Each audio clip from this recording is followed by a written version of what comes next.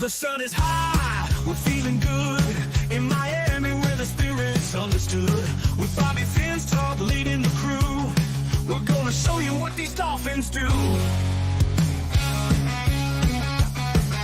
Stands up high, the crowd's roaring loud. In the city with the blue and aqua proud. Then the stanzas here with the play-by-play. We're getting ready, it's game day. Are you ready for some football? Miami Dolphins standing tall. Are you ready for some football? Showtime at the Hard Rock Yard. From the tailgate to the field of green with the best fans you ever seen. Bobby's got the scoop, hot off the press. In Miami we roar to impress. Play up stats and pregame chat. All right, good morning, Miami Dolphin fans, and welcome to another edition of the Miami Dolphins pregame show on FTSN. I'm Bobby Finstock, joined by the one and only Finstanza. Evan, brother, how are you? I'm doing great. It's Sunday. Honestly, even with all the concerns about the Miami Dolphin fans are having right now, it's Sunday, it's football. You have to enjoy these days because from the month of February to the month of September, we're depressed. There's no football. So you want to know what? Every Sunday is great. The only time I'm actually really upset, and I'm sure all of us who actually play fantasy and all that and Survivor, it's been an awful first 2 weeks. Survivors have gotten crushed. In one of the Survivor pools I'm in, there were 1,000 people, Bobby, 1,000 entries. There are 200 left. After 2 weeks, everyone got crushed. They actually had to start a second pool. In fantasy, I don't know about you, I'm getting crushed. I have so many people on IR. I have McCaffrey on IR. I have Cup on IR. I have Tua on IR. It's absolutely awful. Like, it's just, I'm getting crushed. So, honestly, to watch football is always a pleasure. Honestly, to be with everybody and just to watch football, I can't ask for anything more on a Sunday. When I'm stressed, this is an escape. And always to hear from Cap and to see you. That's right. That's right. I love our pregame and postgame shows. So, Cap, good morning, brother. Great to see you as always in the comments. Everyone else, thank you all for watching, wherever you're watching from, whether that's Facebook, YouTube, Twitter, Twitch. We appreciate you watching. Obviously, Miami Dolphins 1-1 on this season. Game 2 could not have been worse. We all know that. Getting beat down by the there you go. There's some news there. Raheem Mostert doubtful to play against the Seahawks. There's something going on there. I know Kenneth Walker is also. I think Kenneth Walker is going to be out, and that is a fantasy thing for me because he plays for me. And by the way, isn't it ironic that people are wondering that's one thing I'll give kudos to. We always get upset about them not drafting a quarterback, but you want to know what? The fact that they went to traded up to go get a running back, maybe that was a good idea. Yeah. Maybe it was a good idea. Yeah, Armstead will play. He said he will play. He'll have a shoulder brace. Yeah, he'll be honestly, even like we always say, even with Teron Armstead at 70%, it's better to have a Teron Armstead at 70% than no Teron Armstead because the line does play differently when he's not there. Like he is, even at 70%, he's the best O-lineman we have, and it's not even close. Yes, he can't stay on the field, but when he is on the field, he is the best O-lineman we have, even at half of his performance by a country mile. That's how good he is when he's at his game. So, no, absolutely. But yeah, so the game against Buffalo, we want to move past it. It was in Miami.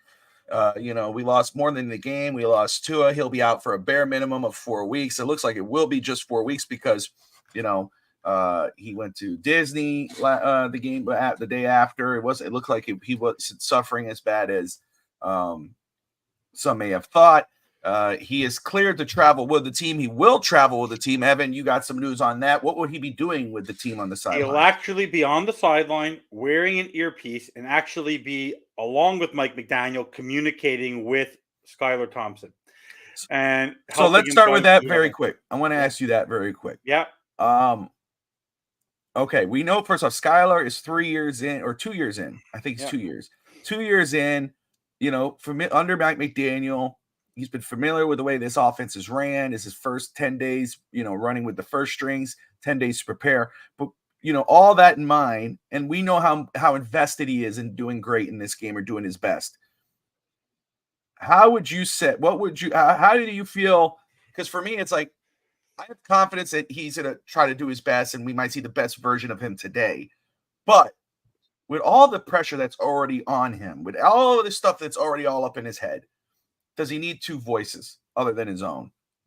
How do you feel about Tua and Mike McDaniel communicating to him? I'm a Tua. I love Tua, but you know how I felt about it after last game. I said I knew he was going to do this to himself.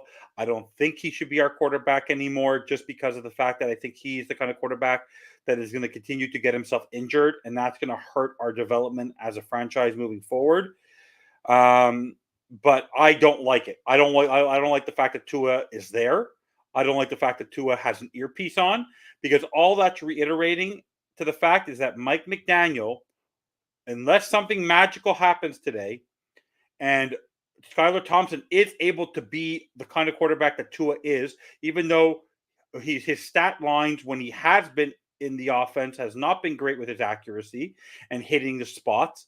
I think that they're trying to put a square peg in a round hole. You're talking a taller quarterback with a cannon of an arm who's able to move around the pocket better than I think Tua. He just has a little bit of happy feet. And now you're telling him that I need to have quick dropbacks. I have to throw the ball within 2.5 seconds. I think you're asking for trouble. I don't like it. If you're going to be doing these dropbacks, these screen passes, these bubble screens, the end around, and you're going to do the same thing you were doing with Tua with Skylar Thompson. Remember when we had this conversation about the fact that when Tua got injured the first time and Teddy Bridgewater came in, I go, they're not adjusting for Teddy. That's not the way Teddy plays quarterback. Mike McDaniel seems to think that his offense can only be run by the quarterbacks that he's developed in his system, and that his way is the only way. How about the fact that in the last, excluding the Kansas City Chiefs game, because that was a 7-point game in a frigid, they've averaged under 19 points a game. The number one so-called offense in the NFL has averaged 19 points a game. No defense expected in this NFL is expected to win football games, averaging just under 19 points a game. So the fact that Tua is there, I think, is a distraction. It's actually going to be the focus that Tua is out, and can Skylar pull a Tua? Skylar should be his own quarterback, his own skill set, his own development, and that's how he is. Because you want to know what? A lot of other teams, they adapt when they have the back of field. Do you think that Russell Wilson's not the same quarterback as Justin Fields? I guarantee you, Mike Tomlin, that's the one thing about it, and that's why we like it. Mike Tomlin, no matter how much struggles they have, that defense is so good, but they're able to make that offense work because of the fact that they're able to interchange and adapt. The Miami Dolphins, because they're actually similar quarterback in terms of style. We don't have a quarterback. If you had another Tua quarterback, if you had a Jimmy G, if you had a Brock Purdy, if you had a guy who's played in this type of system a little bit, then maybe it will adapt.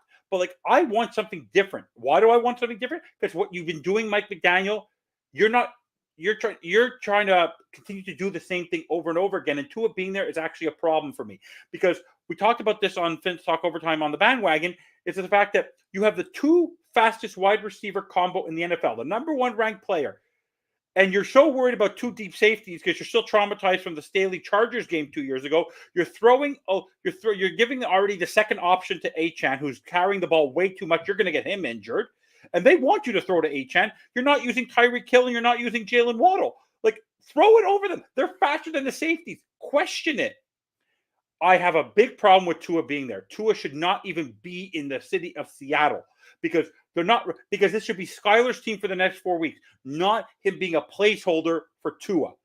He has the opportunity to prove to himself that he's a backup quarterback, and you don't need someone in your ear telling you, oh, you're doing a good job. There's such a lack of anger. That's also one thing that really bothers me, Bobby. There's no anger on this team. They just believe, we believe in Skylar. They're either sad. There's no fire. There's no eye of the tiger. I am more confident. I'd be more confident going to this game with Brian Flores as our head coach than this guy. He's so frustrating to me that he seems to going back to I'm going to be everyone's best friend. We don't want to exclude Tua. We don't want to hurt his feelings. It's inclusive. Let's all go together. And honestly, no. Give Skylar Thompson the chance to be a quarterback. Let him earn his right to be a backup. You put him there in this position. You're saying he's capable of doing it. Why doesn't he? Is Skyler in Tua's ear during the game? No. So what do you need Tua in his ear for, Mike McDaniel? Develop a game plan for your gunslinger quarterback and stop doing the same old nonsense that hasn't worked, that's averaged you under 19 points a game for the so-called offense. It's not funny anymore. Your shtick is not good anymore. You look disheveled. The fact that people are saying that he looks like a hobo, that his look, it looks like somebody who's given up. And that's what I'm worried about today's game, is the fact that Skyler can do this. I think Anthony Weaver can do this. I think the leaders can show up. But if Tua's there, he's a distraction, not a motivation. Oh, let's win this for Tua. No, win it for Skyler. Who cares? Tua, take a break, go relax. You should be on your couch relaxing, aching your brain. Say you're going on an airplane, which is not good for your brain to begin with. People who have concussions, who are not feeling well, should not be on an airplane with the air pressure. And now you're doing all these things. You can't even practice. What are you there for? Frank Smith is there. Mike McDaniel is there. We don't need you, Tua. Please stay home and relax and be ready for the Cardinals game. I don't need you at this game. I want Skyler to earn this win. I don't need you there. I really don't. So very quick, you talk this Tom Pelissero sent this out. Doctors have cleared Tua to travel with the team. I don't care. To Seattle to be on the sidelines. Doctors also cleared Tua Tagovailoa to do normal team activities as long as he is feeling good, quote unquote. That's from Tom Pelissero. And of course, yes, as Evan is so eloquently stating, he will be on the sideline and will be in Skylar Thompson's ear. What are your thoughts? Let's see here. What do you think? What do I think? What do you think about the fact that he's going to be in his ear? I just went on a diatribe about it. I don't have to go on a diatribe about it. I told you. I said it before you went on your 1 hour rant. I said right before I asked you, I said a quick 2 minute, like a minute thing, and said, okay, what are your quick thoughts on that? And you went about 45 minutes on it. So I already said I don't have to say it again. I don't like it. I don't think a young quarterback like Skyler, who's coming into a high pressure situation, needs two different people in his ear. Yeah. You know, I don't think that's the right thing to do. I think it's good if Tua's going to be on the sideline. I think that's okay if he's healthy and he could be there, because once he gets off the field, Tua could say, once he starts talking to McDaniel, Skyler goes sits down and Tua looks at the thing and says, hey man, look, you look at this guy who's hooping here. He gets that extra set of eyes. That's different. He doesn't need Tua here and Skyler here. You know, He could easily get to the sideline and Tua goes, hey man, you could have said, oh damn, thanks man. That's different. I'm okay with that. Not with two guys being in the ear at one time, listening and saying, hey, try this play. No, try this one, I honestly, I feel like they're afraid to hurt Tua's feelings. Evan is spicy today. Yeah. No, they're afraid to hurt Tua's feelings. And honestly, it's not about one guy. It's about a football team, Mike McDaniel. It's about a football team. It's about winning a football game. And I'm sorry to tell you this, no offense to Tua. He is not the best player on the team. He's not the second best player on the team. He's not the third best player on the team. He's not the fourth best player on the team. He is a part of a system where, honestly, if people had to pick players off this football team, he wouldn't be in the top 5 players that people would put on their football team. They would put Waddle, they would put Achane, they would put Hill, they would put Ramsey, they would put Holland, they put Chubb, they put Armstead before they go to Tua. So I'm sorry, Tua. Yes, you're our quarterback. We love you, but you should be at home relaxing. You have a brain injury that can go either way. I don't care if the doctors have cleared you. Be in the press box for all I care. You don't need to be on the sidelines for this game. You could come at the end of the game, motivate your team, hang out with Stephen Ross, do what you want. But you shouldn't be there today. I'm sorry. Give Skylar Thompson the chance. We don't need 4 quarterbacks on the sideline. We already have 3. We don't need 4. And what bothers me even more, Bobby, talking about quarterbacks, the fact that they elevated Tim Boyle. I understand that Tyler Humphrey's been here for a quick second. We all know what Tim Boyle can do. We watched him last year. The fact that if this, God forbid, Skyler struggles, or Skyler, God forbid, knock on wood, has a problem, Tim Boyle comes in before Tyler Huntley. If Skylar Thompson's something, I'd rather throw in a blind. I'd rather for a guy who doesn't know the offense, who could just go play flag football, and Tyler Huntley, than throw in Tim Boyle. Because we're going to be in boil hot water if we put in Tim Boyle. Oh, man. Yeah, Tim Boyle is the QB2 for this game. Tyler Huntley will be QB3, emergency quarterback. That Hallandale High graduate. My baby town. I love it. I passed that school many times. If Skyler, for whatever reason, goes down and then Tim Boyle goes down, we've had that situation before. Tua and then Teddy, and then here came Skyler. It's happened before. So if that situation does occur, Tyler Huntley will get himself into this football game. Hopefully, that's not the case. Hopefully, Skyler can remain healthy throughout the game. And again, hopefully, I'm with you. We'll get into predictions and all that. I know where you're at, but I believe Skyler could have a very good game. It's all in his favor to have a good game. Yeah. And despite predictions and all that, it's not impossible for Miami to win this football game. Certain people need to step up. Miami has enough leadership for it to step up, and we're going to go over the keys of the game and everything else. But right now, Miami has to be no more offensive first team. McDaniel, you can't be an offensive coach right now. You need to be a head coach. This needs to be a defensive team. This has to be, defense wins championship. This is not a championship. Just win games. And that's a lot to put on Anthony Weaver. That's why I was saying on the show yesterday, I expected our defense to struggle to a slow start the first couple of weeks. I expected that. People might go, oh, see, Vic Fangio was better. And because it's so damn predictable what people would have said. The fact of the matter is, it's a new coordinator. It takes a couple weeks to adjust. It's what it is. You have that excuse. The Dolphins offense don't have that excuse. I don't want to hear anybody say, oh, it's because we had Skyler, we're not this offense, blah, blah, blah. This offense wasn't the offense that we would expect it to be, even with Tua at quarterback. Yep. And McDaniel as coach. Right now, it all falls on Coach McDaniel. The next 4 weeks without Boy Wonder for him.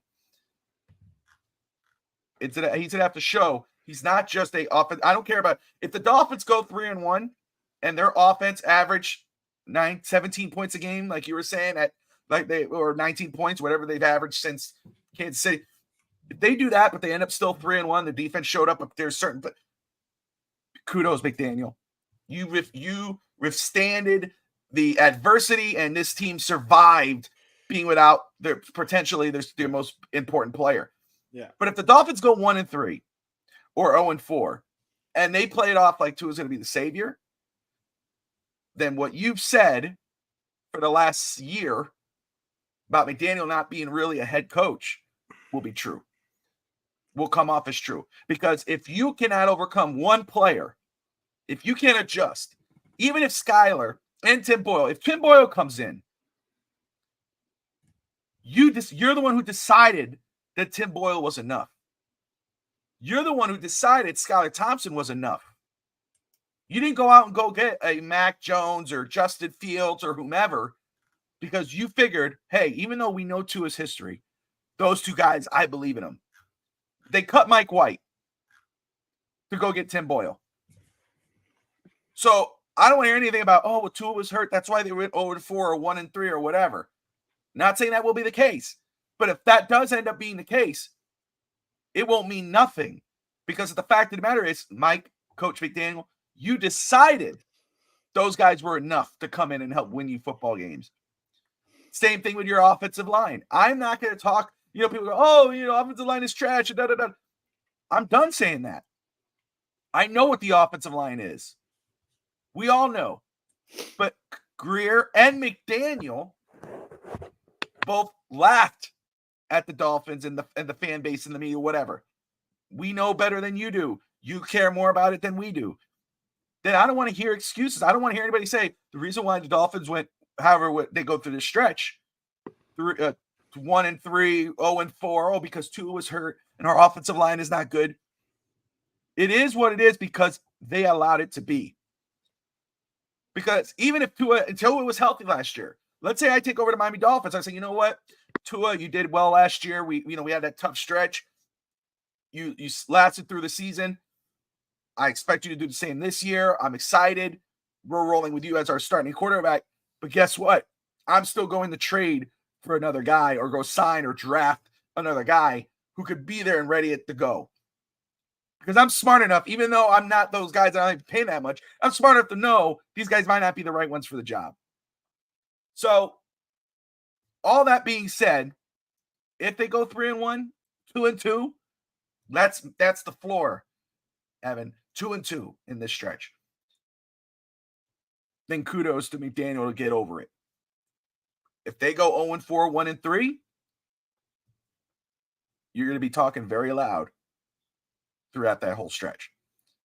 That's all I'm saying. Oh, if they between now and then, with the skill set that they have on this football team, just from a talent perspective alone, today's the only game they should lose. Whether they had two or not, this was always going to be a tough football game. It's winnable, but you can't lose to New England. You can't lose to Indianapolis. You cannot lose to Tennessee. So even with Skylar Thompson behind the center, and I believe that this is an opportunity for Mike McDaniel to earn his stripes as a head coach, because sorry to tell you that Mike McDaniel, a person in a similar situation as you, who was learning from a system where you weren't calling the plays. You had Kyle Shanahan. Kevin O'Connell had Sean McVay. Went to Minnesota. Trained all offseason with J.J. McCarthy. Brought in a wandering quarterback in Sam Darnold, who went from Carolina to the Rams to wherever he was, Carolina to wherever he was. He was all over the place. Now he is winning. He won the first two football games. Why? Because he's using his players in Addison and in Jefferson. Did you see Sam Darnold throw the ball to Justin Jefferson and let him make a big play? How about you let Skylar Thompson today make a big play? And we talked about this, me, Brett, and Greg. I want the first play from Skylar Thompson to be a bomb to Tyreek Hill. A bomb. Let him get confidence. I don't want this conservative, I'm going to hand the ball off. Be aggressive. Because are you telling they want to, like Mel Kiper on his rant about getting rid of two deep safeties? What's it? Tony Dungy talked about this years ago in the 70s when they used it to now. It's not something new. People are able to go against two deep safeties. Just because there's two deep safeties, that's why you have fast people who run past the safeties.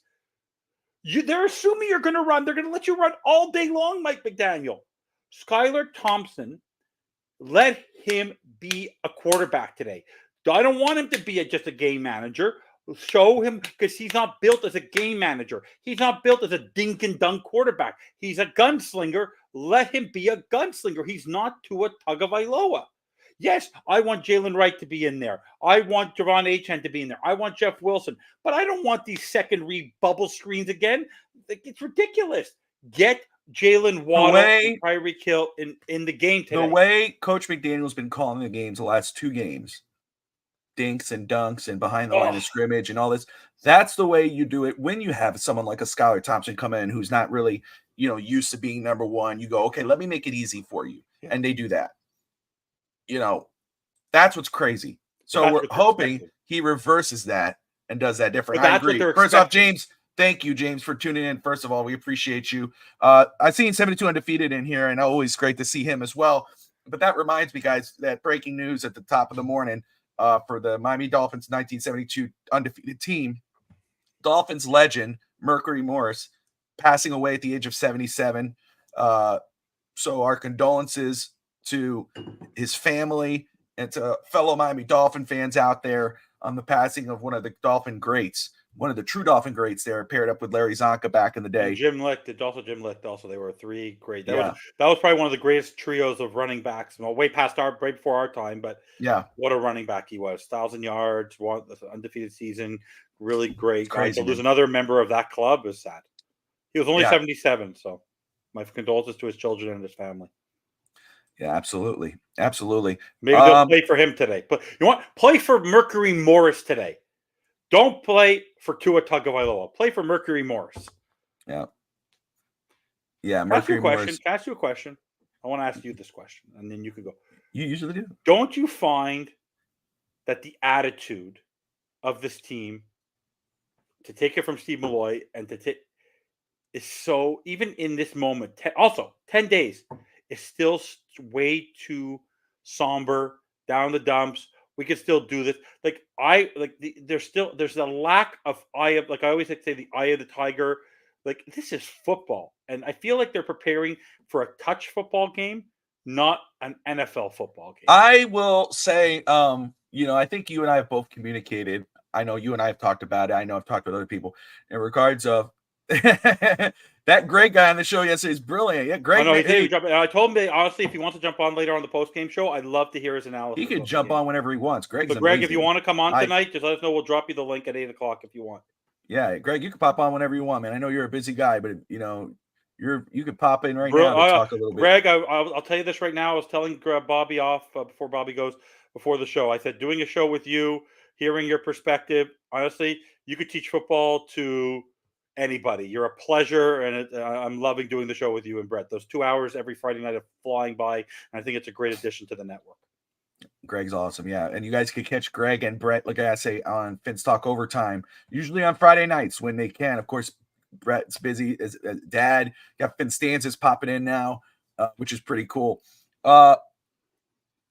Just very quick, I see Packers quarterback Jordan Love. He's inactive for today. We're going to go over every Herbert's playing. Yeah, Herbert's playing. And Justin Herbert will play. And Crosby is a little injured, though.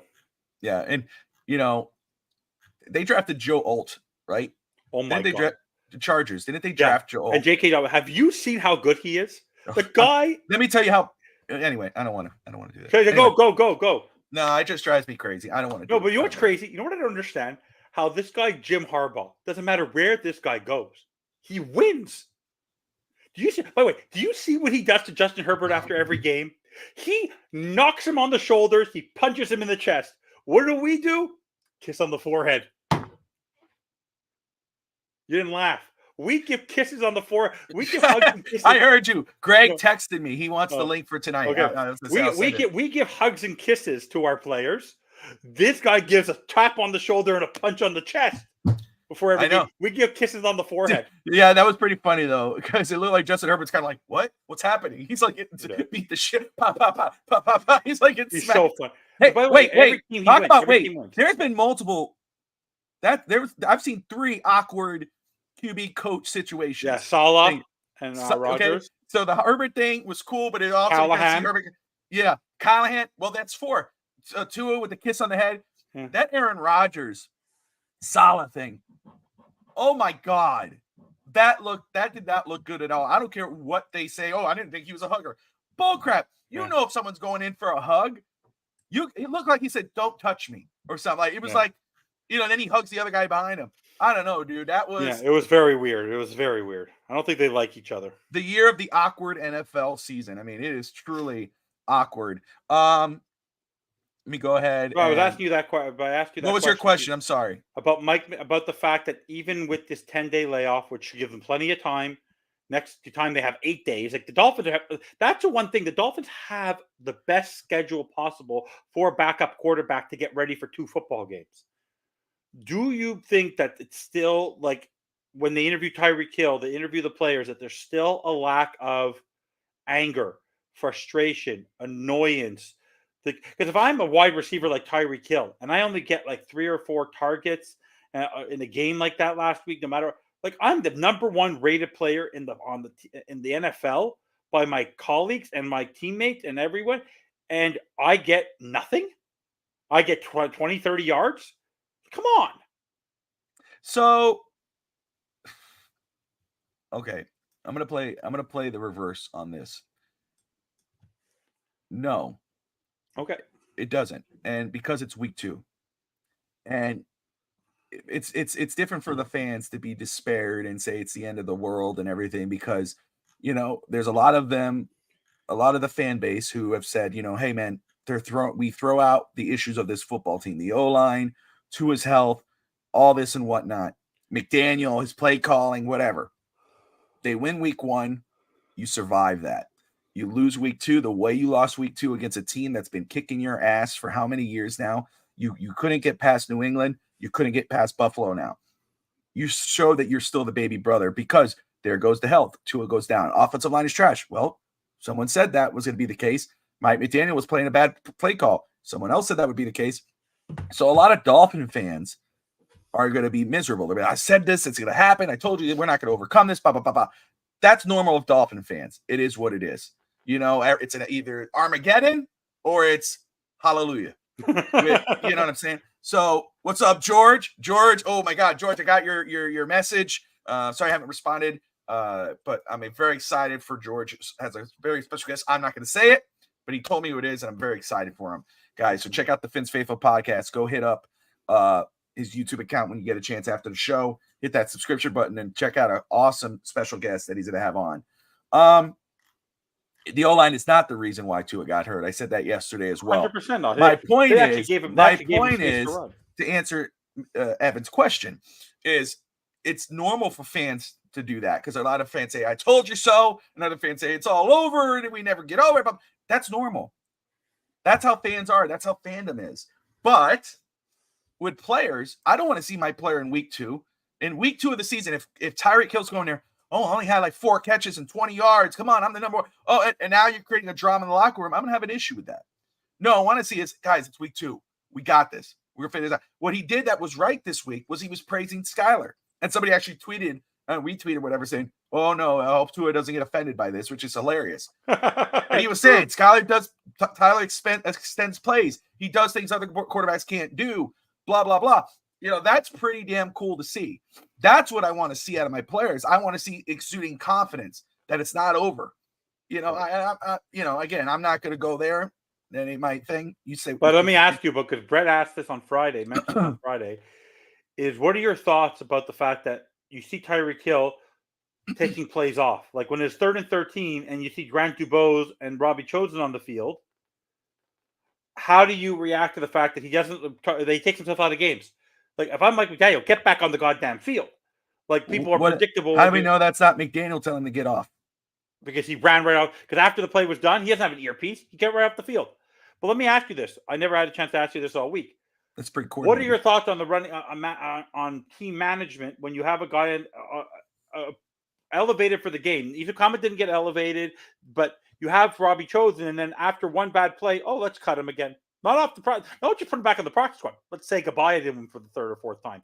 Doesn't that tell you like Mike McDaniel is just guessing at this point?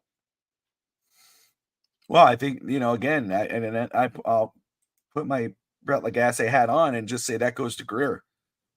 That goes for Greer. But Greer's a yes man.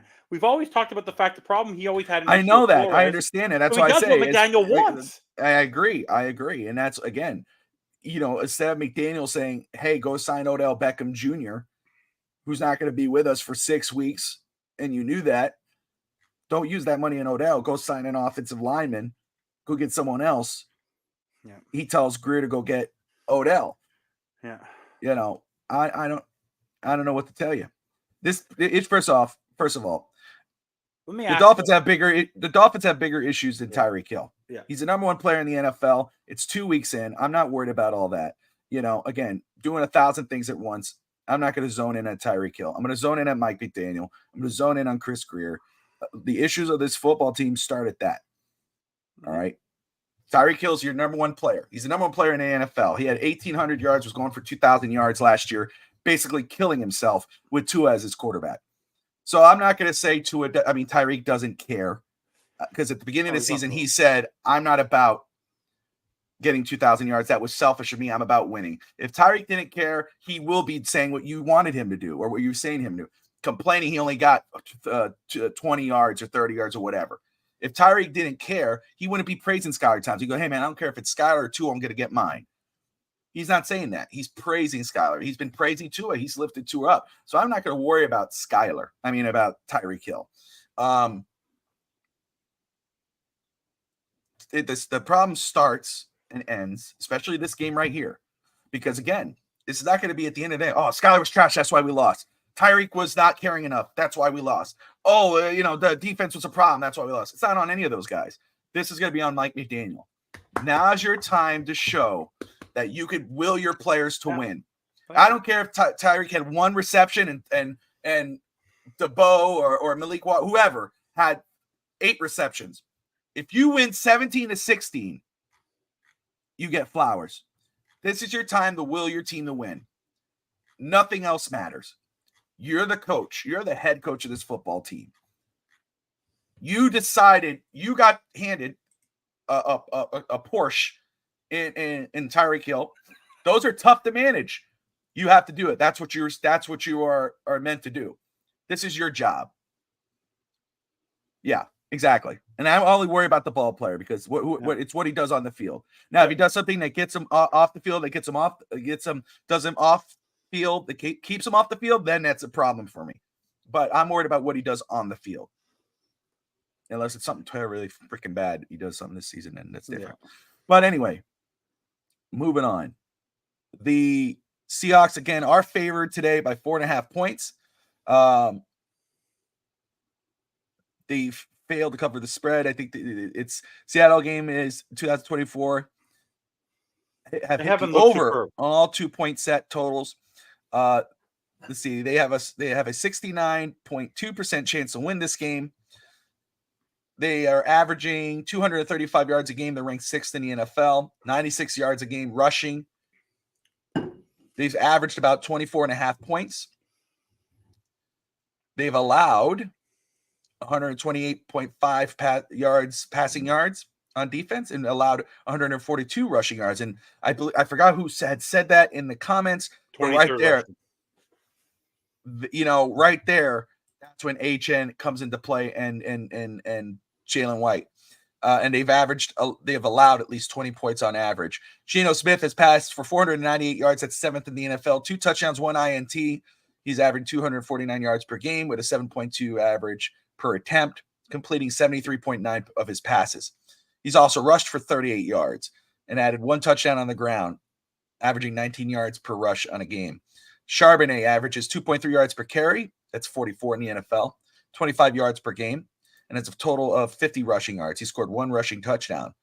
Kenneth Walker being out is going to be huge for Miami if he's out. He is out, probably. He has hauled in 7 passes on 8 targets for 60 yards, 1 touchdown, 30 receiving yards, and 3.5 catches per game is averaging. DK Metcalf averaging 70 yards and 6.5 receptions per game for a total of 158 yards and 13 catches. He's targeted 18 times with 1 receiving touchdown. Defensive side of the ball for Seattle. On the defensive side, Julian Love has 19 tackles, 1 tackle for loss, and 1 interception. Dotson has 18 tackles, 1 TFL this season, and he's second in this with the Seahawks in tackles. Bo Mafi has a total of 9 tackles, 3 tackles for loss, and 2 sacks this year. Leonard Williams, 6 tackles, 1 tackle for loss with 1.5 sacks. The Dolphins are winless against the spread this year, 0-2, and have yet to go over the total once this season. They will be the underdog for the first time, and they have a 35.1% chance to win this game. So hearing about the Seahawks and their numbers, what does that get you? What gets you on your mind? I mean, if Walker's out, what's your biggest concern with the Seahawks today? Who's your biggest concern? The crowd. The 12th man. The crowd. My cousin, like I mentioned to you many times, is a season ticket holder there. It's an experience like no other. The noise, getting the plays in, it's going to be loud. And if Mike McDaniel, once again, doesn't simplify this, and he has Skylar Thompson trying to understand this offense after 3 years, complicating with the freaking motions of a tight end, running this, running back, da-da-da. He's not going to hear the plays. They're going to be calling timeouts when they don't need to. They're going to be frustrating all of us. It's about the crowd noise. Mike McDaniel better have cadences and better have very simple things for him to run. Because if he doesn't, we are going to look ridiculous. That's what it is. Dumb it down. Stop with the stupid motions. Play football. Play football. I asked a question a couple nights ago, 2 nights ago. When's the last time you saw, I don't know if you saw that against, you see Peyton Manning doing it, you see Aaron Rodgers. I know they're experienced quarterbacks. Patrick Mahomes does it. Even Josh Allen. When's the last time you actually saw a quarterback on our team in the last 3 years actually change the call at the line of scrimmage. Make a change. Do something. We don't do it. And a game like this where it's going to be loud and it's going to be whatever. Out there 12 man screen simplified game. Yeah, that's what I'm just saying. 100% hooked up. Like that's what it is. And one thing that Mike McDaniel actually just said when he was last at his press conference about Skyler that scares him a little bit more than Tua is the fact that one thing about Skyler, he'll extend plays longer. He'll go outside the pocket. He has a little bit of happy feet. He will not just get rid of the ball quickly. He's just not that kind of quarterback. That's why I want that. But by the way, that could be one of his skills because if you noticed Aaron Rodgers a couple nights ago, you saw Josh Allen do it to us. Patrick Mahomes did it. Let quarterbacks who are able to get out of the pocket make plays outside the pocket. Stop forcing things just because that's what you want the play call to be. Right? Just because it's like waking up in the morning every day, Bobby. There'd be no need for GPSs if we all went to the same direction, to the same spot every single solitary day. The reason why we use a GPS every day is you don't know what the traffic's going to hit you every single solitary day. So the game plan is going to be different for Skyler. Stop doing the obvious and do something different. So for me, it's a 12th man. That crowd could absolutely change the course of a football game. I want to first say very quick, we got over 80 people watching right now, wherever you're watching from, whether it's YouTube, Twitter, Twitch, Facebook. We appreciate you watching. 41 people, I believe, on YouTube, guys. Hit that like button and subscribe if you're new to the channel. We appreciate you watching right now. Today is going to be a DS Glable in the house. Great to see you in here. Somebody important, says Fitzpatrick. James says bubble screens kill us. Yep. Let's move on here. And very quick with Brett's point too, with from Greg, that the Seahawks passing game concerns him. No joke. Again, Geno Smith, what he's been able to do since leaving New York, playing with Pete Carroll in Seattle, now Coach Mike McDaniel, is impressive. I mean, his career resurgence has been great. DK Metcalf, Lockett, etc. Those guys, they have a solid football team. It's not sexy. There's nothing that screams except, but it's a solid football team that makes plays. Don't forget about that. That's why I said it yesterday, one of my keys, Jalen Ramsey. You are a leader of this defense. You got extended. You're one of the elite players in football. You need to show up today. And I'm not just saying making plays. Yes, make some plays. But also manage your defense. Get in Jordan Brooks' ear. Get those guys fired up. Lead by example. That's what Jalen Ramsey needs to do today when he's facing a DK Metcalf and company. You don't only have to make plays. You need to show up. I want to see you hyping up your defense, leading by example with your play, and getting in guys' faces and getting them good to go. I don't want to see any missed opportunities. Let me read off some key stats here with the Dolphins. So far this year, through 2 games, Devon Achane has racked up 120 rushing yards. He's leading Miami with 1 rushing touchdown, averaging about 60 yards per game with 3.8 yards per average, which is 31st in the NFL. Achane's offensive contributions include 14 receptions. He's averaging 7 per game on 14 targets with 145 yards, 72.5 yards a game, and 1 receiving touchdown. Tyreek has 154 yards receiving, 1 touchdown, 10 receptions, being targeted 18 times. This season, Jalen Waddle has caught 9 passes for 150 yards without a touchdown through the air. He has been targeted 9 times and an averaging 4.5 receptions per games over the 2 games. Geno Smith, 60 receiving yards, 7 receptions, on 9 targets. On defense, David Long has put up 2 tackles for loss, 19 tackles through 2 games. Calais Campbell's stats include 4 tackles, 2 tackles for loss, 1 sack, 1 pass deflection. Agba, 5 tackles, 1 sack. And Javon Holland, 7 tackles, 1 pass defended. So looking at Devon Achane, first of all, you look at the rushing numbers, you go, But what he's been able to do the last 2 games, the weapon he has become, receiving, and running that football. Today, if you have a Devon Achane in your fantasy league, obviously he should be already as your starter. If you don't have him for whatever reason, put him there. Today, with the way they're rushing defenses in Seattle, he needs to be a key factor in this game. I know Greg is huge on, people saying run the ball. They shouldn't be running the ball, blah, blah, blah, blah, or whatever that, I don't have it full. I don't want to put words in his mouth, but this is the day he should be the key player on this offense. Running, catching, it all. He should be Skylar Thompson's best friend. Nope. Talk to me about it. You hear these numbers. What jumps out at you? Devon Achane needs to be your RB1 today, but if they give him the kind of production they've been giving him the last 2 games, we'll continue to lose football games. Easy E is by far, like Brett's saying, the catalyst for today's game. I want to see a jet sweep. He is somebody who has a lot to prove today. He wants to stay on this active roster. It's his opportunity today. He's a draft pick. Let him see what he can do. Him and Skyler Thompson have had all the players that has had the most experience with Skyler Thompson in the last 3 years. It's Eric Izukama. So let Eric Izukama earn his stripes today. You have nothing to lose. Let him be your wide receiver 3. Let him mix it up. Let him have some fun. Let him have a jet sweep. Let him get settled. That's where I want to see. Devon Achane should get maybe 15 carries today, maybe 5. I don't want him to have more than 20 touches today. To have 31 touches is a problem. He's a big game breaker. When he averaged 7 yards a carry last year, it's because he got the ball in spots, not consistently. Mike McDaniel has to spread the offense around. Easy E has to have a couple of receptions. Jonnu Smith has to have a couple of receptions. Tyreek Hill has to have a couple.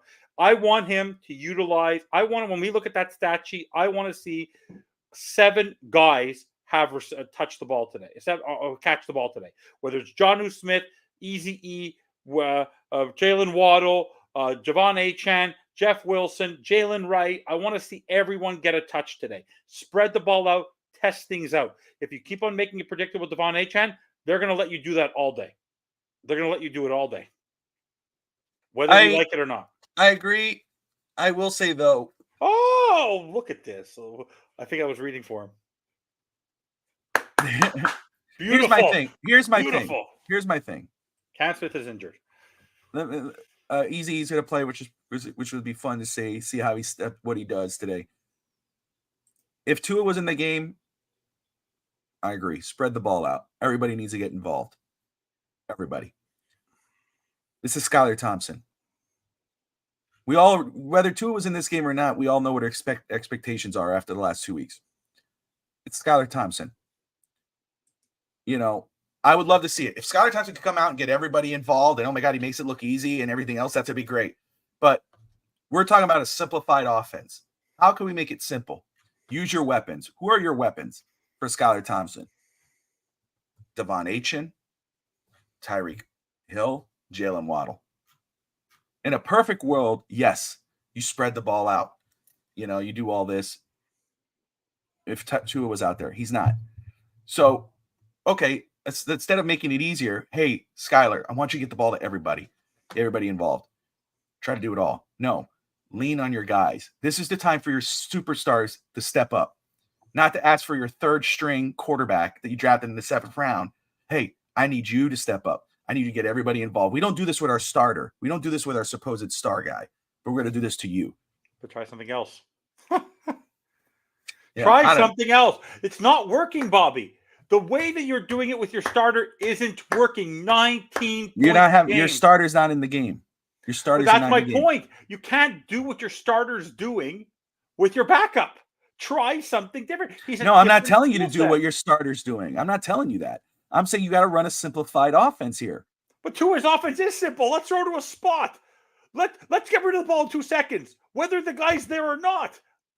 Just get rid of it in 2 seconds. Just throw the ball there. Right there. And when Tua tries to overcomplicate it, he overthrows. Fins up, New Attitude. Appreciate you, brother. He was on 2 nights ago. It was great to have New Attitude on our show a couple of days ago. No. Right there, Joe. You're right. Something different. We need something different. try something different. Do something that no one's going to expect. You want something different? This Skylar wonderful play Thompson is your designer. quarterback. That's what's different. Skylar Thompson's your But quarterback. Skylar That's Thompson what's has different. the ability to do something that Tua can't. Get out of the pocket and throw the ball with power. He can throw a 50-yard bomb. Tua can't. Tua can do it once in a while, but not with ease. Skylar Thompson is more athletic than Tua Tagovailoa. So utilize his athleticism today. Okay? I think Skylar Thompson has nothing to lose today. So go for it. He has nothing to lose. He does have a lot to lose. This No, is he his doesn't. second opportunity. Stop it. This is his second opportunity. The reason why he was almost in tears the other day was because he knows what people like you were saying after that post game, after that playoff game, where he hasn't thrown a touchdown ever since he played. And you said that all last year too. He has a lot to lose. He wants it. That's why, again, you were like, oh, I said it yesterday. I want to see plays. I want it to get easy for him. I want to, get him going. Get some quick outs, get the game going, get him fired up, and throw a big one to Tyreek Waddle, get that touchdown. Break that, get that monkey off his back. Get his first touchdown of his career. Get him hot early. That's how you get him going. Then you start opening up the offense. Anyway, moving on.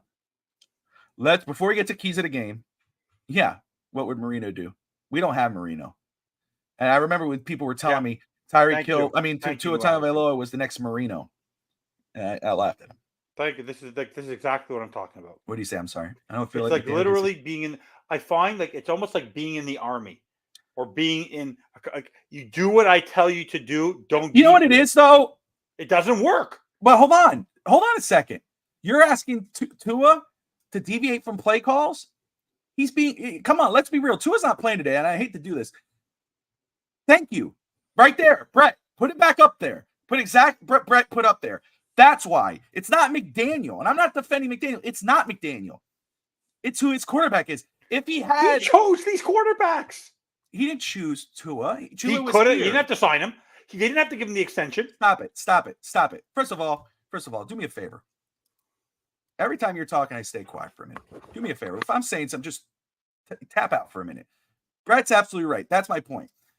McDaniel doesn't give his guys the opportunity because really they don't have the ability to do it. You're asking Tua to do two things at once. Obviously, he's shown he can't do that. When he goes to the line, he got to go, okay, oh, shoot, this is what I see. Hey, change this up. We're going to do this now. Hey, 7 run, we're going to pass it. You don't have that guy in the backfield. You don't have that type of quarterback. So that's why they don't do it. Now you're not going to tell Skylar Thompson, hey, Skylar, third stringer, 7th round pick. Hey, go in there. You have the ability to change it up. No, they don't do it. And why did he decide to keep Tua? So he went in there. When he got hired, obviously they said, hey, Tua's your quarterback. I could do it, man. You don't need to go get anybody. I could work with Tua. That didn't go on the fact of, oh, I could get Tua to start calling plays on the thing. No, I could get Tua playing his best football. 2 seasons in a row, Tua 8-3 was in the MVP conversation until it fell off at the end. So he has gotten the best version of Tua. So, he's the one who said to keep him. He got the best version of Tua. The best version, though, is what Brett's saying. The best version doesn't call stiff plays. It's too much for him. It is what it is. We don't have that. I don't think Greer gave much of a choice. Exactly. Well, that's what I'm saying. When he came in, obviously, Tua is your guy. But also, McDaniel said, that's why no one else interviewed McDaniel. Everybody loved McDaniel after they saw his IT picture in San Francisco. Glasses. Oh, look at him. He looks so cool. Everybody wanted him. Here's the problem. Everybody in the Dolphin fan base wanted him. No one else wanted him. But they got him. But obviously in the last 2 years, he's gotten to play his best football. He's been in the MVP conversation up to the half point of the season because of McDaniel as his coach and what he's been able to do to simplify the offense. But the reason why he doesn't let anybody call plays or change up his plays is not because he's the dictator. It's because the guy can't do it. But if McDaniel had, again, I'm not comparing, but if he had someone like a Manning, Rodgers, whomever, someone who's smart enough to dissect the defense, then I don't think McDaniel will have an issue with a guy, a veteran play caller or an elite quarterback to say, hey, I'm going to change this up. He's going to say, okay, because he's a player's coach. I don't think he's telling a player to don't change anything. He's saying Tua, hey, let's make this easy for you. When this play, this is your play. If you see this part fall apart, go to this guy. That's exactly what it is. When you got someone like and I'm not saying this but let's say an Aaron Rodgers. Aaron, here's the play. All right, man. He goes out there. Oh, I'm changing this up. Hey, do this. Here's the audible. You don't think McDaniel's going, hey, man, you're not allowed to change plays? He's not saying that. He wouldn't say that to Aaron Rodgers or to some elite, but he'd say that to Tua. Hey, man, let's keep it simple. And Tua's going to go, okay, man, I'll do it. That's what it is. It's the player, not the coach at that point. Derek Carr. No, again, I'm just using Rodgers as an example. I don't care about the age and all that. I'm just saying. Aaron Rodgers is the type of quarterback who could go up to the line and is smart enough to dissect the defense before it's even played. He could change up a play, and he's in that stature and smart enough to know that he could tell McDaniel, hey man, this is what I saw out there. Okay, cool, thanks. You trust your guy to do that. For Tua, it seems like, but Skyler's different because Skyler it's accepted because Skyler is your backup third string quarterback. You're not going to expect much from him, but your starter, hey, you know what, Tua? Let's make this easy for you. Bam, bam, bam. Tua's not going to go up the line and change something. And maybe, I don't know if somebody could look it up. Maybe he has. I don't know. What I'm saying is, Rodgers doesn't play with the Dolphins. Again, not the point. Point is, that's the type of quarterback that could make those changes, not the ones we have. All right. Moving on. Peyton was so limited in Super Bowl QBs and plays. Intelligence just changed things. There it is, right there. That's the point. You put a late years Peyton Manning in this offense, and he is severely limited. There's no, hey, throw it deep to Tyreek. Guess what?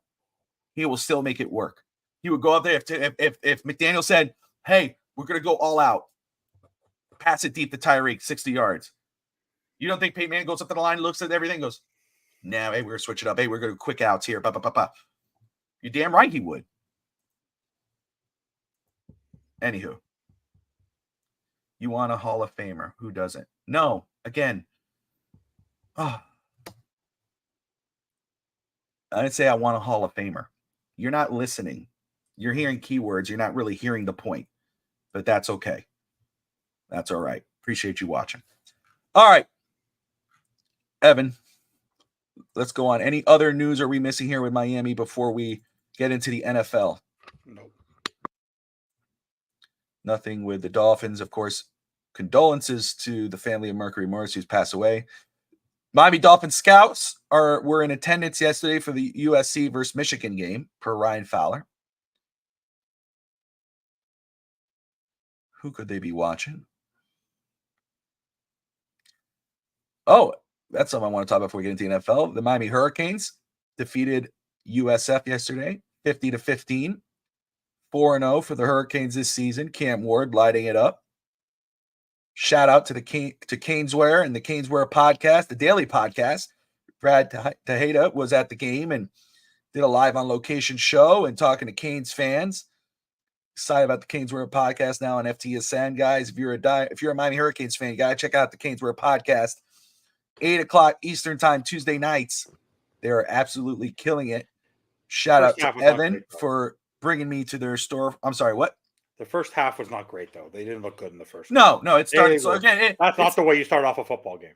Well, here's the thing too. It's the same thing as a division game, right? You know, when a team is way better, we've had that for years, and you go against your rival or state rival, and it's been red hot in Florida. I know the USF guys, Florida, FSU, they were all tag teaming against Miami, the fan base, and the Caneswear is the best. They're doing a great job. I love that. Yeah. Yeah, they're doing awesome. They're bankrupt. They're costing me a lot of money. That's for sure. Yeah, but I will tell you one thing, though, just a side note, talking about college football. So my cousin is actually down in Dallas, and they went to go see with a group of his friends, similar when we go down to do our thing. But they go with a group of guys, and they chose Dallas this year because they haven't been to that stadium before. And they went to talk about a rival game. They went to a Texas Rangers game. But last night they went to the SMU TCU game. And they actually showed up wearing Mustang uniforms because that was the home team. They say they've never seen an experience about tailgating and college. I've been to a few. Have you been to a college football game? It is something otherworldly. It makes NFL. It makes NFL look ridiculous.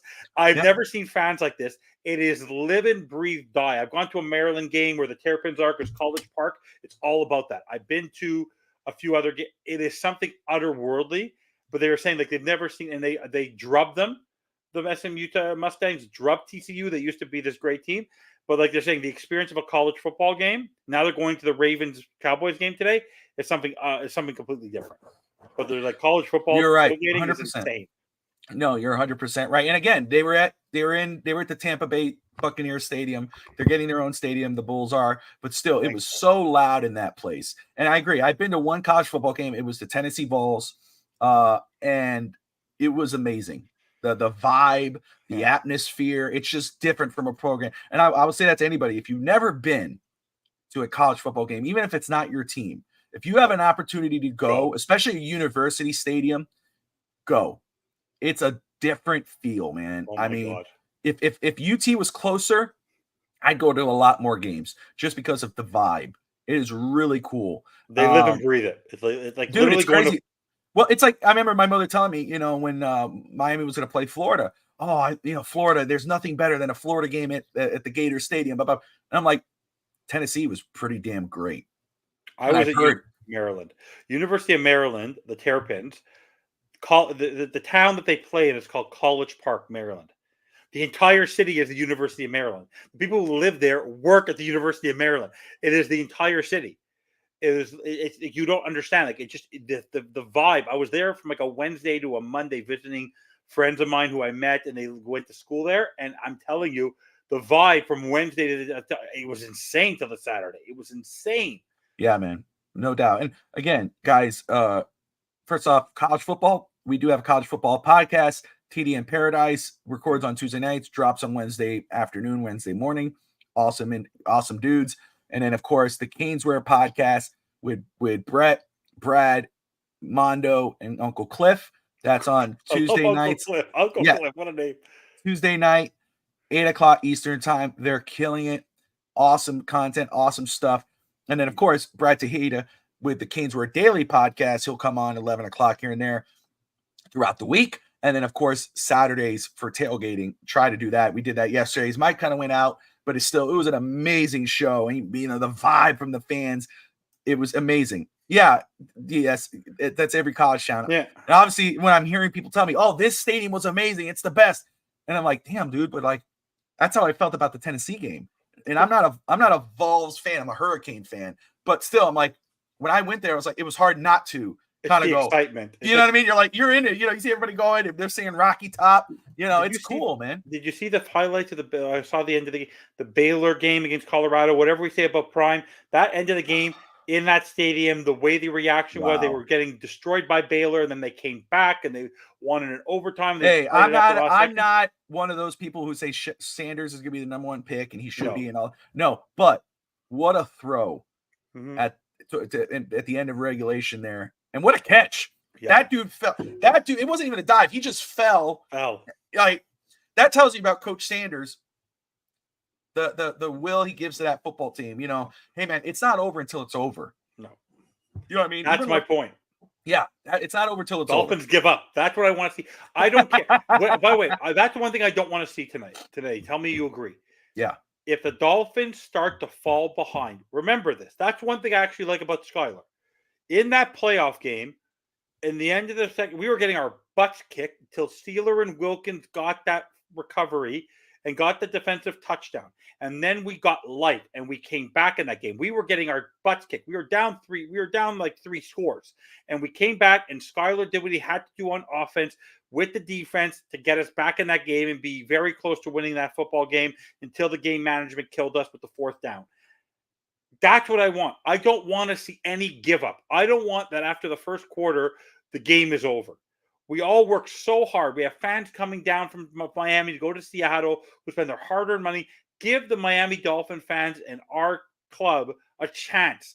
Games are not over. There's a reason why they're 60-minute games. Just because you're down 2 scores or 3 scores. Do you think the Kansas City Chiefs or the Buffalo Bills are worried that they're down 3 scores with a quarter and a half to play. No, anything can happen. One game, it's football, it's 60 minutes. The game slows down in the fourth quarter. You could make a comeback. So don't give up like you did against Buffalo. Don't give up. Keep fighting. That's what I want. I want to see a fight. That's again, not I a agree. win. I agree 1,000%. It's okay for fans. It doesn't matter if you agree or disagree. It's okay for fans to say the game's over, the season's over, whatever. It's not okay for the team. You're 1-1. Season's not over. Exactly. Same thing. Baltimore, a few years ago, Miami was getting destroyed. The game wasn't over. Oh, that's, oh my God. You know what I'm saying? That's what you should be doing. Don't, when you fall behind, keep figuring out until the final. It's like I did for Finstock today yesterday. I didn't hear no bell. The great Rocky Balboa. The season's over. I didn't hear no bell. Season ain't over till it's over. Right now, it's not over. The game, and it's with you, right? It's the same thing, like you're saying. Dolphins are down 21-0. Oh, that's it. We're done. No, you better come out with the same fire until the final whistle. Because Tyler Huntley, who we now have, yeah, when Lamar Jackson got injured, he did what he had to get his team into the playoffs. He had to. If he would have lost all 4, they would have their placement would have been different. Let me say this right here. This is so true. So, and here's a key point. And that's why I said I'll never pick Miami to beat Buffalo until Miami finally beats Buffalo. I'll never do it. I won't pick. They're not going to win the next game. I'm saying it right now. Yeah. I don't care how great they do before that game. Because was it Austin Jackson, I believe, said it, that they're in their heads. They felt confident going in, but as soon as they get on the field, they're paraphrasing because I don't have it in front of me. They're in their heads. Buffalo is in their heads. They're the big brother. It is what it is. Make sure here.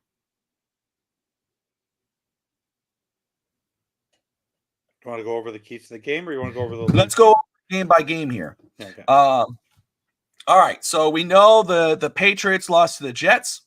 Won't worry about that. Let's start off here. We're going around the league, and then we'll get to the keys of the game and then our final predictions, and then we'll roll out. You got the New York Football Giants taking on the Cleveland Browns. I got the Browns. What do you got, Evan?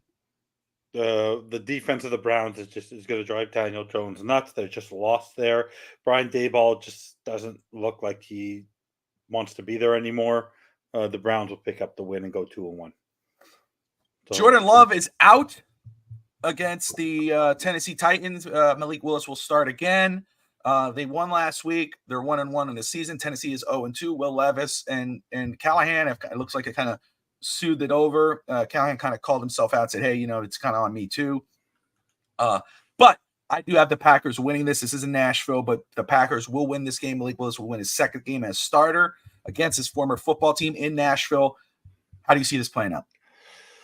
I actually see the Titans overcoming the disaster that's been the first 2 weeks of the season. I think they're going to dumb it down, give the ball. I think they're actually going to do what we think sometimes Miami should do: dumb it down, make it simple, give the ball to Tony Pollard, give your ball to your key players in Ridley and all that. And I think they're going to have a chance today. I think the Titans will pick up the victory and pick up their first win of the season. All right. Chicago Bears travel to the Indianapolis Colts. They face Anthony Richardson and company. Colts are 0-2 on the season. Bears are 1-1. They lost against the Texans last week. Who do you have winning this one?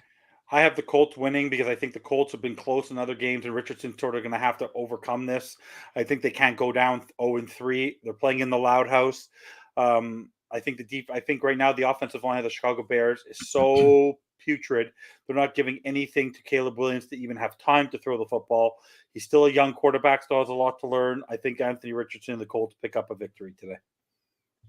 All right. I got the Colts as well. You got the Texans. 2-0 Texans taking on the 2-0 Minnesota Vikings. Sam Darnold, Justin Jefferson, Darnold last week. I don't know who he's talking to, but he's like, doing the normal. You didn't extend me. Take that. Blah, blah, blah. But hey, he's been playing some good football as quarterback for the Vikings. Kudos to them. Kevin O'Connell.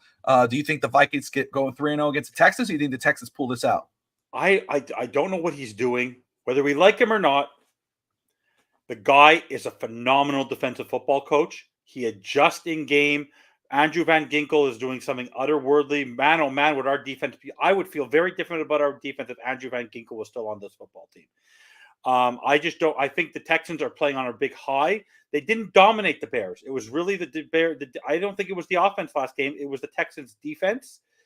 And I think Sam Darnold is utilizing his key players. And I think Brian Flores right now, the way he's coaching, I know it may never happen, but he's coaching in a way that he deserves another shot to be a head coach in this league. And I believe the Minnesota Vikings are going to pick up the victory today and go 3-0. They're just playing very, very smart football. They're not utilizing Sam Darnold to be the number one QB. They're utilizing their skill players and really, really staunch defense to play football. And this is the kind of Brian Flores, Bill Belichick game where they take star quarterbacks and basically humble them a little bit. And I think G.J. Shaw gets humbled today. There you go. I'm going the opposite way here. We're going to break from each other here. I think Houston goes into Minnesota, and I'm with you though on Minnesota. Would you be surprised? Would I be surprised if Flores can humble? Hell no, no. They're on a different thing. Who said it last week? Who did they play last week? Minnesota. The 49ers. The 49ers. They brought Purdy. Told Flores, hey man, yeah. Purdy said, man, that defense you were calling, it was crazy. So, no, it wouldn't surprise me, but I'm going to roll with C.J. Stroud and the Houston Texans, DeMarco Ryans. I feel they're going to have a very good game. I think that they're going to go 3-0 after this one. Aladino. I love Aladino. Real good guy of the network. The New Orleans Saints welcome the Philadelphia Eagles. The Saints, man, their offense has been something else. Derek Carr and company. My goodness. What a surprise they've been. They're 2-0 on the season. The Eagles 1-1. I have the Saints going 3-0. I think the Saints keep riding on this. What do you have? They're playing home. No A.J. Brown. They're not utilizing. Nick Sirianni's on the hot seat there. I could see if they lose the next couple games, they can him. Vic Fangio's defense is soft as cottonelle. When you watched that game last week, did you not feel when they came back and they left a minute and a half like you were watching like flashbacks and nightmares of the Tennessee Titans game? How quickly Kirk Cousins got down that field on that cottonelle soft tissue defense of Vic Fangio. I go like, at least the Eagles get to be humbled like the Dolphins. Oh, you wanted him so badly, but his defense has not looked great. And now no Hassan Reddick. You don't think they miss Hassan Reddick in Philly? Philly is not going to win today. The Saints are going to pick it up 3-0. The Los Angeles Chargers they're 2-0, travel to Pittsburgh, who are also 2-0 on the season, but they are split even in regards of total fans with the 50-50. This is going to be a tough game. Obviously, the defense for Pittsburgh is up there at another level. How are you feeling about this one? It's at home. Justin Herbert's not 100%, so they're going to rely a lot on J.K. Dobbins. When T.J. Watt is the best defensive player in football, it's not even close right now. The guy is otherworldly.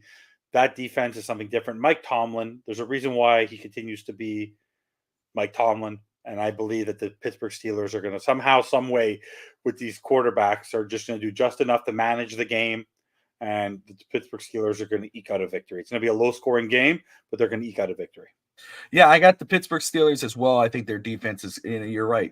Justin Herbert, not 100%. I think Pittsburgh at home and their defense is going to win it for Pittsburgh, go 3-0 in the season, and Chargers will drop to 2-1.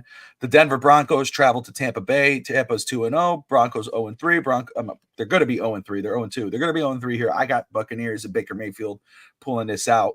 Do you feel the same way? Yeah, the Buccaneers right now, Baker Mayfield is playing so well.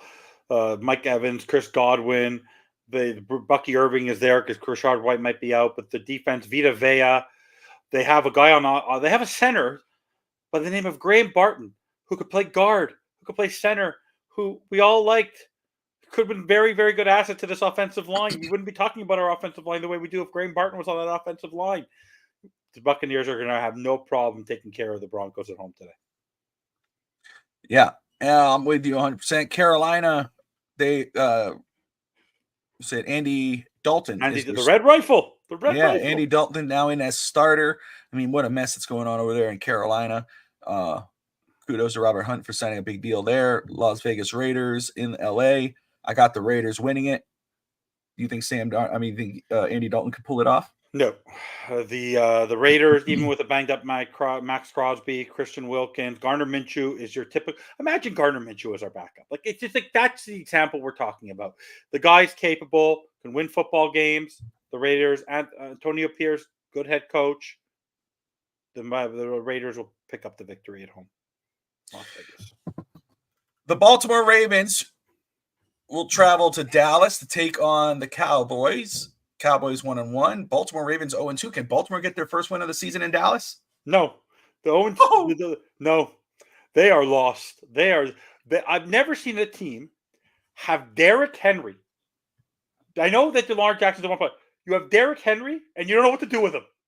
Like, you had all offseason. You signed the guy to take off the burden of Lamar Jackson, and you're not using him properly. There's a discomfort there, and Dallas got their drubbing there. They're going to simplify it a little bit, and Dallas will pick up the victory today. I'm with you. I think Cowboys will win this game. It's at home. Yeah. I think with Dak Prescott, they got something rolling over there in Dallas. I think Elliott's gonna have a good game. Mm-hmm. So I think Elliott's gonna show some old versions of himself. Yeah. This is gonna be a good one. The IR Bowl. Yep. We got a good one here. You got the San Francisco 49ers taking on the Los Angeles Rams. 0-2, the Rams. 1-1, the Niners. I actually saw a Matt Stafford to the Dolphins trade proposal earlier. I like that one. I got the Niners, obviously. What do you got? I got the Niners. They're just too powerful out of the running team. No Puka Nacua, no Cooper Kupp. There's no chance. Got the Detroit Lions traveling to Arizona. Marvin Harrison Jr., man. I mean, my goodness. We're going to see the first father. I mean, my goodness, his father, Hall of Fame, and one of the greats of all time with Peyton Manning. This dude right here was like special, dude. Marvin Harrison Jr. was special, but not special enough to win this game. I think the Lions pulled this out. What do you think? Have you seen Kyler Murray? The guy gets out. The guy in the pot. This guy can get out of everything. This guy is playing. He makes Brett Lagasse blush. Yeah, I know. He looks different. Yeah, and it's at home. I think the Lions are playing into their own hype. And I think there's more pressure on the Lions to get to 1-0 because I can only have 2-1 more than the Cardinals. And I think somehow, some way, the Cardinals pull this off today at home. You got the Kansas City Chiefs traveling to Atlanta to take on the 1-1 Falcons. Chiefs are 2-0. I'm gonna let you roll with this one. Do you think the Falcons can actually defeat the Chiefs? No. Okay. Because Patrick, it doesn't matter if it's P. Ryan. It doesn't matter who they bring up. It's Patrick Mahomes. It's in a dome. Yeah, I'm not worried about Patrick Mahomes. Like they even when they're a team, they're getting crushed by the Bengals. The Bengals got their number again. Who won? They're not even using Travis Kelce. Travis Kelce has like 30 yards in the first two games, and they're 2-0. Bobby, the Chiefs are doing this again. They're not even using their best player outside of Patrick Mahomes, and they're still winning football games. Andy freaking Reid is the GOAT. I don't want to talk. Honestly, he's done this in two places. At the end of the day, he's the guy who's going to break Donald Shula's record. He's the guy who one day is going to have 6 or 7 Super Bowls. The guy is just otherworldly as a head coach. And how about the team is just built when you have a quarterback and a head coach who actually come up with new things. Think about this. They sat him. They brought in Alex. They developed him so well. And Patrick Mahomes, the team is just so you can never doubt them. You can't doubt them. No. You got the Jaguars 0-2 taking off the Buffalo Bills. The Buffalo Bills will win that game. They'll go 3-0 in the season. Jacksonville will fall to 0-3. Yes, they will. Doug Peterson is lost. Yeah. They're lost. He's as lost as Mike McDaniel. And we got the Bengals welcoming the Washington Commanders for Monday Night Football. The Bengals will get their first win of the season. Do you disagree? T. Higgins is back, so yes. Okay, there you go. All right. Trey Hendrickson. Don't you dream that you would have had Trey Hendrickson as your how good is he? There's a lot of you see what he did to the left tackles of the Kansas City Chiefs last week? Holy crap. Let me make sure I'm not missing anything here. Any updates before we move on to keys of the game? Let me see here.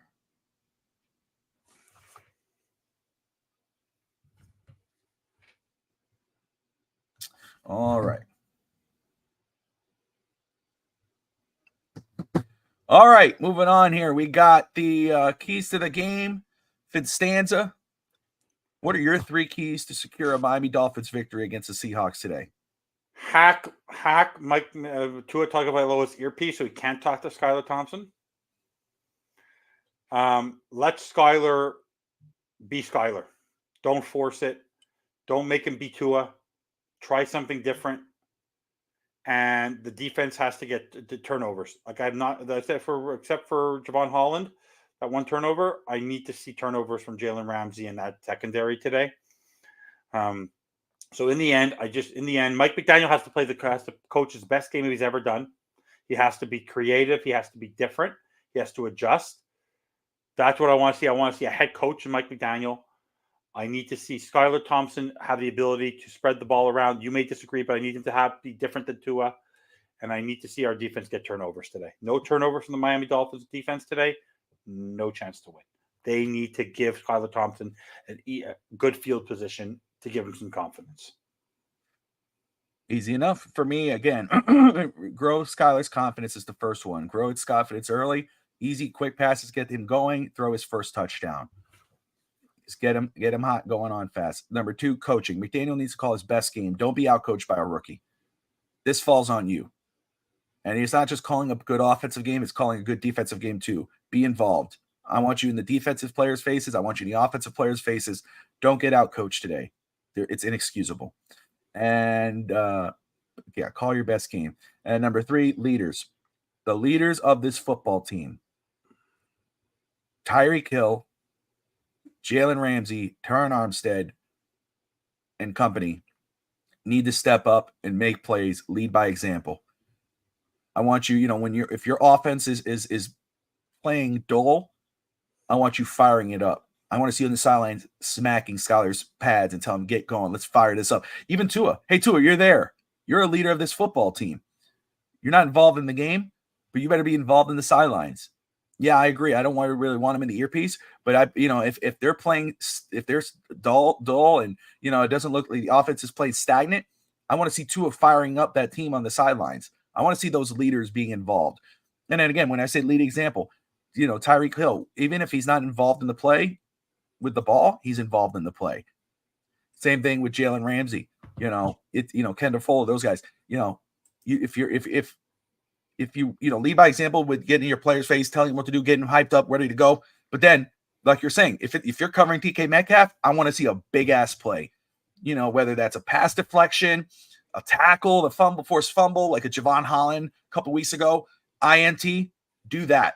Get this team fired up. Jalen Phillips, Calais Campbell, like you did against Jacksonville, set the tone for your football team. Offense, set the tone. Let people know this is not going to be a rollover. Those are my 3 keys to secure a Dolphins victory for today. Vince Stanza, I know you had a mini prediction. I know you kind of threw it out there with how you feel this game's going to go, but what is your final prediction for the Dolphins taking on the Seattle Seahawks? Part of me thinks it's either going to be a demolishing. That has been my thing, but you want to know what? I'm the chair of the bandwagon. I think that somehow, some way, this team is going to find the moxie. I don't know how. I just don't know. I could be the homer. I could be the guy who's saying, you want to know what? I hate Mike McDaniel. I can't stand Mike McDaniel. He's going to destroy this team. But you want to know what? I have to be a homer. I just have to be. So the Miami Dolphins are going to win this football game. Oh. And they're going to win this football game 23-20. I can see it. I'm surprised at you. Bandwagon overtime. You said they were going to lose, so you switched it up. All right. I think it's just somehow, some way, they're going to have to overcome this. I think it's just an Anthony Weaver save Mike McDaniel's butt kind of football game. I would love it. I'm absolutely for it. 23-20 Miami for Evan. Fish Tank Hank had it 27-24 Miami. Crazy Dolphin yesterday had 24-17 Miami. Hammer time as well. Scott Blakely 31-10 Seattle. Ray Finkel had 24-21. Daniel has the Miami winning this game. Sea Devil says it would be nice to hold them under 20. 100%. Let me see here. They love it. They love your faith. And I am livid at you for putting me in this situation. Livid at you. I'm going to have to be the realistic one. I want to be wrong. But I have it 24-16 Seattle for today. 24-16 Seattle. I have to be the homer. I don't know how they're going to do this, but good. Honestly, you know what my other score was? Not 23-20. You know what my other score was? What? 38-6. Seattle. It was like the game was over before it even started. You see? Yeah. You see? Yeah. Well, they full disclosure, everyone is saying, "Oh, Bobby's a hater," and Evan's, let's be Evan on Friday night had Seattle winning. He was like, by a lot, 38-6. So again, Jason Sanders is going to have Jason Sanders is going to have a good game for us. But honestly, this is one thing I'll tell you. I forgot one key to the game. Do not go for 4-4, not once. I don't want to see one fourth down play at the 50 or before in our sideline. Kick the punt it. Give them a long field. Do not give them a short field. Do not put Skylar Thompson in a position where he has to claw back quickly. Just play conservative football in these situations. Don't go for it on 4th and 1. Don't go for it in your territory. I don't care. Kick the goddamn football. Let me tell you something. Miami, I don't care how they win. I don't care at the end of the day if it's 17-16, 23-20. If Miami wins this football game with everything that's happened this last week, forget it. It'll be it would be right to say a win is a win. Feel good about that win, because even though they're 1-1, that loss last week plus Tua going down, it deflated the Dolphins fan base. Yeah, it totally killed any hope on the season, which is crazy 2 weeks in. Mm-hmm. So if Miami could come out with a win after everything today, that would be huge for the Miami, not only for the Dolphin fan base, but also for the Dolphin team and their confidence that, hey, we could actually do this, because Seattle's not a bad team. Seattle's a damn good football team. They're a tough team to play, because you got Seattle, then you got New England. No, you got Tennessee. Seattle, right? Tennessee on Monday Night Football, New England. Think about that. Then the bye. If you beat Seattle today. Then the bye, then you have Indianapolis. You got Seattle today. If you beat Seattle today, you travel back home, you face Tennessee on Monday Night Football. Get extra Tennessee day. is not a good football team. No. You should win that game, no matter who's in it. Then you got New England. In good weather. And good weather. And kudos to New England, right? They've been better than what we expected, but still, you should come out again. That's why I say 2-2, 3-1. It's not impossible for this team. Softest part of the schedule. Now soft. This is it's never a good time for stuff like this to happen, but this was the best time for it to happen. 100%. You see, I don't want to miss anything. And I want to throw this out here, guys. I just saw George of the Fitz Faithful Pod just announced on his Twitter, so I will say it now. He's excited to announce that tomorrow at 6:30 Eastern Time, he will have Dolphins legend and hopefully soon to be Hall of Famer Richmond Webb on his show, live on his show, to talk about, of course, the Miami Dolphins, his Hall of Fame chances. So, guys, go check out the Fitz Faithful Podcast on YouTube. Hit like that subscribe button. He's a great guy, friend of the channel, my personal friend. He's killing it over there. Go check out that awesome interview and awesome things to come. Skylar the Scrappy. I would love that. I mean, my God, dude, it's. I guess that's what's exciting. It's just the mystery of it all. And I'm happy for Skylar, because most people don't get second chances. He has a second chance, and at this point in the season, getting 10 days with practicing with the first stringers against a team like Seattle with talent like Achan, Tyreek, and Waddle. This is your opportunity to shine. So it's all great. All you can do is go up. Yeah. Ready to close it out?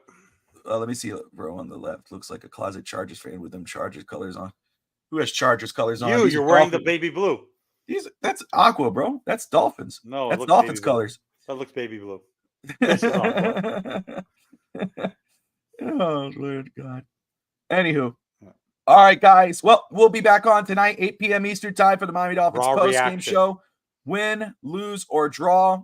Yes, rest in peace, Mercury Morris. Yeah. Condolences again to his family and his friends. And you know what's nice about tonight, by the way?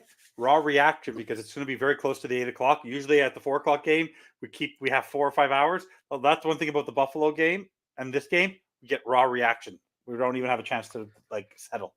That's right. All right, guys. Appreciate you all. Thank you for watching. We'll see you tonight. And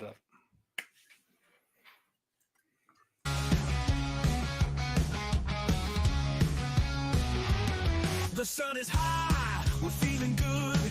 In Miami where the spirit's understood. With Bobby Finn's top leading the crew. We're gonna show you what these Dolphins do.